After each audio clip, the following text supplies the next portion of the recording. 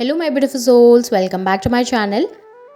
आज की रीडिंग में हम देखने वाले हैं कि आपके पार्टनर की पास्ट, प्रेजेंट एंड फ्यूचर की एनर्जीज कैसी हैं आपको लेकर। यानी कि पास्ट में आपको लेकर एनर्जीज कैसी थी, प्रेजेंट में कैसी है और इन फ्यूचर आपके पार्टनर की एनर्जीज कैसी रहेंगी। रीडिंग जनरल है, आप लोगों के साथ जितनी एनर्जीज रेजोनेट करती है आप उतनी रखिए, जितना रेजोनेट नहीं करता है उसे जाने दीजिए। मेल एंड फीमेल सभी के लिए और सारे ही सेंस के लिए रीडिंग है। रीडिंग टाइमलेस है, तो जिस वक्त पे आपके सामने आती है उस वक्त पे रीडिंग आपके साथ रेजोनेट कर सकती है। तो चलिए स्टार्ट करते हैं। हाईलाइटेड साइंस बता दूं, ये साइंस आपके पार्टनर के हो सकते हैं। आप लोग फायर साइन के हो सकते हैं, एरीज, लियो, सैजिटेरियस। आप लोग एयर साइन के हो सकते हैं, जेमिनी, लिब्रा, एक्वेरियस। आप लोग अर्थ साइन के हो सकते हैं, टॉरस, वर्गो, कैप्रिकॉन। नंबर्स अगर मैं आप लोगों के लिए देखूं तो मुझे यहाँ पर 2 नंबर इंपॉर्टेंट दिखाई दे रहा है आप लोगों के लिए। फैब मंथ इंपॉर्टेंट हो सकता है, नंबर 6 इंपॉर्टेंट हो सकता है, जून मंथ आप लोगों के लिए इंपॉर्टेंट हो सकता है, नंबर 4 इंपॉर्टेंट हो सकता है, अप्रैल मंथ इंपॉर्टेंट हो सकता है आपके लिए। नंबर 1 की एनर्जीज है, जैन मंथ आप लोगों के लिए इंपॉर्टेंट हो सकता है। और यहाँ पे 6 नंबर काफ़ी ज़्यादा इंपॉर्टेंट दिखा है। हो सकता है आपको 6 काफ़ी ज़्यादा दिखाई दे, 666 हो सकता है बहुत ज़्यादा दिखाई दे, या 66 हो सकता है, देख सकते हैं आप लोग। यहाँ पर पे स्कॉर्पियो की, एरीज की एनर्जी काफ़ी ज़्यादा स्ट्रॉन्ग नज़र आ रही है आप लोगों के लिए। तो चलिए स्टार्ट करते हैं, देखते हैं। सबसे पहले पास्ट की एनर्जीज को देख लेंगे, पास्ट में कैसी एनर्जीज थी। मुझे यहाँ पे दिखाई दे रहा है ना कि आप लोगों के रिलेशनशिप में कोई थर्ड पार्टी सिचुएशन है। जिस वक्त रिलेशनशिप स्टार्ट हुआ था ना, या तो आपके पार्टनर उस वक्त पे मैरिड थे ऑलरेडी, या फिर वो कहीं पर पे कमिटमेंट दे के बैठे हुए थे। किसी तीसरे इंसान को उन्होंने कमिटमेंट दे के रखी हुई थी और उसके बावजूद वो आपके साथ रिलेशनशिप में आ गए। अगर ऐसा नहीं था तो आपके पार्टनर ने आपके होते हुए किसी तीसरे इंसान को कमिटमेंट दे दी है, जिसकी वजह से आप लोगों के रिलेशनशिप में काफ़ी ज़्यादा प्रॉब्लम्स क्रिएट हुई हैं। यहाँ पर मुझे प्रॉब्लम्स में भी डेफिनेटली यही दिख रहा है, रिसेंट सिचुएशन में भी यही दिक्कत है कि आपके पार्टनर किसी तीसरे इंसान के लिए बहुत कुछ कर रहे हैं, वहाँ पर बहुत ज़्यादा अवेलेबल हैं, किसी तीसरे इंसान के साथ अपने रिलेशनशिप को कंटिन्यू कर रहे हैं, और वहीं पर पे आपको काफ़ी ज़्यादा आइसोलेट करके बैठे हुए हैं। कहीं ना कहीं बहुत ज़्यादा बचकानी हरकतें आपके पार्टनर की तरफ से दिखाई दे रही है, चाइल्डिश बिहेवियर दिखाई दे रहा है, सेंसिबल तरीके से कोई काम नहीं कर रहे। आपके पार्टनर आपको भी क्लियरिटी नहीं देते और आपके पार्टनर अपनी लाइफ में भी क्लियरिटी नहीं रखते हैं। कहीं ना कहीं उन्होंने आपको अभी तक सच नहीं बताया कि उनकी लाइफ में क्या चल रहा है, और आपने शायद कहीं बाहर से सुना है आपके पार्टनर के बारे में, और आपके पार्टनर आपके सामने बस बहाने करते हैं, या फिर कहूँ कि खुद को शरीफ दिखाने की कोशिश करते हैं, या अपनी ये दिखाने की कोशिश करते हैं कि मेरे ऊपर मुसीबत थी, मेरे ऊपर ये सिचुएशन आ गई थी इसलिए मुझे ये एक्शन लेने पड़े, या फिर अपने आप को ज़्यादा बेचारा दिखाने की कोशिश, सिंपैथी लेने की कोशिश करते हैं। इस तरीके की एनर्जी जहाँ पर वो खुद को विक्टिम दिखाते हैं और आपको ब्लेम करते हैं कि सिचुएशन आपकी वजह से कॉम्प्लिकेट हुई, सिचुएशन आपकी वजह से ख़राब हुई, फलाना सिचुएशंस की वजह से या फलाना कंडीशंस की वजह से वो आपके लिए स्टैंड नहीं ले पाए, आपके लिए वर्क नहीं कर पाए, इसलिए उन्होंने अपनी ज़िंदगी में आगे बढ़ना ज़रूरी समझा, या वो अपनी ज़िंदगी में आगे बढ़ गए। कहीं ना कहीं खुद को विक्टिम दिखा रहे हैं, कहीं ना कहीं खुद को बेचारा दिखा रहे हैं और ब्लेम आपके ऊपर डाल रहे हैं। बहुत ज़्यादा स्मार्ट दिखाई दे रही है पर्सन, बहुत ही ज़्यादा चतुर है, बहुत ज़्यादा चालाक है।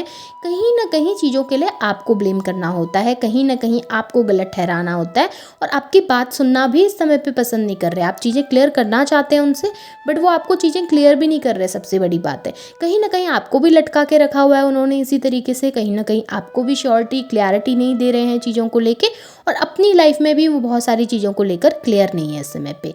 काफ़ी ज़्यादा कंफ्यूज माइंड के इंसान है और काफ़ी ज़्यादा प्रैक्टिकल किस्म के इंसान है। ओके, ग्रीडी हैं, लालची हैं, पैसों को लेकर काफ़ी ज़्यादा ग्रीडी हो सकते हैं ये पर्सन, या फिर ब्यूटी से बहुत इजीली अट्रैक्ट हो जाते हैं। यानी कि कोई भी सुंदर इंसान देख लिया, कोई भी बहुत ज़्यादा ब्यूटीफुल इंसान, बहुत स्टाइलिश पर्सन देख लिया तो उसके पीछे लग जाना, अपने रिलेशनशिप में ब्रेकअप करके उस इंसान के साथ पैचअप कर लेना, उसको प्रपोज कर लेना, या उसके साथ इंटरेक्ट करना स्टार्ट कर देना। इस तरीके की एनर्जी, फ्लर्टियस एनर्जी हो सकती है इस पर्सन की है, जिसकी वजह से भी आप लोगों के बीच में दिक्कतें काफ़ी पैदा होती हैं। अगर ऐसा नहीं है, सिचुएशन इस तरीके की नहीं है, तो फिर सोसाइटी का इशू आप लोगों के बीच में हो सकता है कि कास्ट डिफरेंस है, आप लोग स्टेटस डिफरेंस है एक दूसरे से, परिवार वाले नहीं मान रहे हैं, फैमिली वाले इश्यूज़ क्रिएट कर रहे हैं, जिस वजह से भी आपके पार्टनर आपके पास नहीं आ रहे, कमिटमेंट आपको नहीं दे रहे, और कहीं ना कहीं अपनी लाइफ में कॉन्सेंट्रेट करके किसी नए इंसान के साथ ज़िंदगी में आगे बढ़ना चाहते हैं। इस तरीके की एनर्जीज आपके पार्टनर की पास्ट में भी रही है, प्रेजेंट सिचुएशन में भी दिखाई दे रही है, जिसकी वजह से आप लोगों के बीच में काफ़ी दिक्कतें पैदा होती हैं और ये डिस्टेंस आ गया है। आपके पार्टनर ने ना आपको एक तरीके से बहुत ज़्यादा आइसोलेट करके रखा हुआ है और नो कॉन्टैक्ट सिचुएशन में पूरी तरीके से डाल दिया है। बात ही नहीं कर रहे हैं आपसे, क्लियर ही नहीं करना चाह रहे। आप उनके सामने जाकर बातें क्लियर भी करना चाहते हो तो आपको इग्नोर कर देते हैं एक तरीके से। और ये सबसे बड़ी प्रॉब्लम है आपके पार्टनर की कि उनके अंदर ये बचकानी हरकतें ज़्यादा है, उनकी बचपना ज़्यादा है।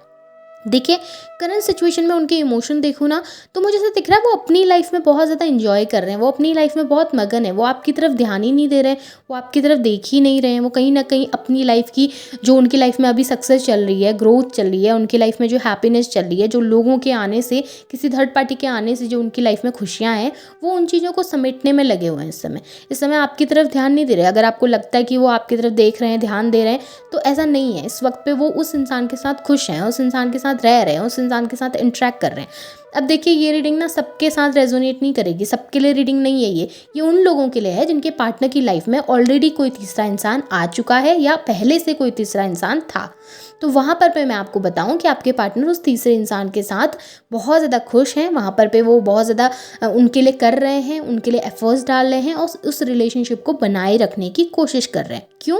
क्योंकि वहाँ पर उनकी ग्रीड जो है वो एक तरीके से सेटिस्फाई हो रहे हैं, वहाँ पे उनके जो ग्रीड है वो एक तरीके से पूरे हो रहे हैं। इस वजह से आपके जो पार्टनर है वो वहाँ पर ज़्यादा एफर्ट्स डालने की कोशिश कर रहे हैं और आपके लिए एक तरीके से कोल्ड बिहेवियर दे रहे हैं, आइसोलेट करके रख रहे हैं आपको।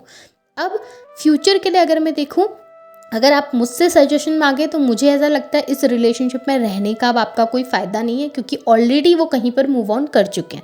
ऑलरेडी वो किसी तीसरे इंसान के साथ रह चुके हैं, जा चुके हैं, या मैरिज कर चुके हैं, या एंगेजमेंट फिक्स हो चुकी है, या वो वहाँ पर कंप्लीटली उस इंसान के हो चुके हैं। सो यहाँ पे एफर्ट्स डालने का ना कोई फ़ायदा नहीं है, क्योंकि आप एफर्ट्स डालोगे भी ना तो आपके पार्टनर उन एफर्ट्स की कोई मायने नहीं रखेंगे, उसको कोई वैल्यू देंगे नहीं। तो कोई फ़ायदा नहीं है एफर्ट्स डालने का, वहाँ पर उतना सब कुछ करने का या अपनी एनर्जी को वेस्ट करने का कोई फ़ायदा नहीं है।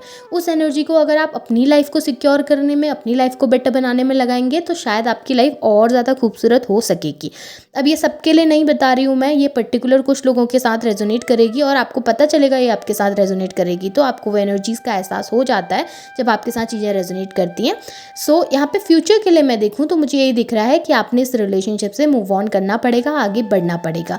अगर आप उनके लिए गिविंग होते रहेंगे, उनको देते रहेंगे, तो चीज़ें आपके लिए टॉक्सिक हो जाएंगी, आपका आगे बढ़ना थोड़ा सा डिफ़िकल्ट हो जाएगा। तो कोशिश कीजिए उनको भुलाकर, उस एनर्जीज़ को एक तरीके से छोड़कर अपनी लाइफ में आगे बढ़ें। ओवर थिंकिंग ना करें, अपनी लाइफ में आगे बढ़ने की कोशिश करें। बहुत सारी नई नई अपॉर्चुनिटीज़ आपकी लाइफ में आने वाली है। अगर आप इसी तरीके से ओवर थिंकिंग करते रहेंगे तो शायद उन अपॉर्चुनिटीज़ को भी खो देंगे अपनी ज़िंदगी में। तो कोशिश कीजिए थोड़ा सा इन नेगेटिव चीज़ों से आगे निकलिए, ताकि जो नई अपॉर्चुनिटीज़ आपकी लाइफ में आ रही है आप उनको ग्रैब कर सकें और आपकी लाइफ बेटर हो सके। यहाँ पे मुझे आपकी लाइफ में बहुत जल्द कोई नया इंसान आते हुए दिख रहा है, या कोई नया ऑफ़र आपके लिए आ सकता है जो आपके लिए बहुत ज़्यादा अच्छा है, जो आपके लिए बहुत बेहतर है। एक न्यू बिगनिंग मुझे आप लोगों की दिखी है। तो आपने उस न्यू बिगनिंग के लिए पहले खुद को प्रिपेयर करना पड़ेगा, अपनी एनर्जी को बैलेंस करना पड़ेगा। जब आप बैलेंस एनर्जी में रहेंगे ना, तब जाके आपकी लाइफ में चीज़ें बेहतर होना स्टार्ट होगा। और ये इंसान ना काफ़ी टॉक्सिक है, आप इसके साथ रहकर खुश नहीं रहेंगे, इस पर्सन के साथ रहकर आप हैप्पी नहीं रह सकते। बहुत सेल्फिश इंसान है, जब उसको कुछ अच्छा दिखा तो वो उनकी तरफ चले गए। तो ऐसे सेल्फिश इंसान के साथ रहकर आपका कोई फ़ायदा नहीं होने वाला। तो बेटर है आप अपनी लाइफ में फोकस कीजिए, अपनी लाइफ में आगे बढ़िए। आपका फ्यूचर मुझे काफ़ी ब्राइट दिख रहा है, काफ़ी ज़्यादा बेहतर दिख रहा है। सो ये आपके पार्टनर की एनर्जीज़ हैं, काफ़ी टॉक्सिक एनर्जीज़ थी। होप आपके साथ चीज़ें ये रेजोनेट हुई हैं, आपको चीज़ें समझ में आई हैं। अगर चीज़ें रेजोनेट हुई हैं तो उन्हें क्लेम कीजिए, लाइक कीजिए, शेयर कीजिए, चैनल को सब्सक्राइब भी कीजिएगा। Thank you.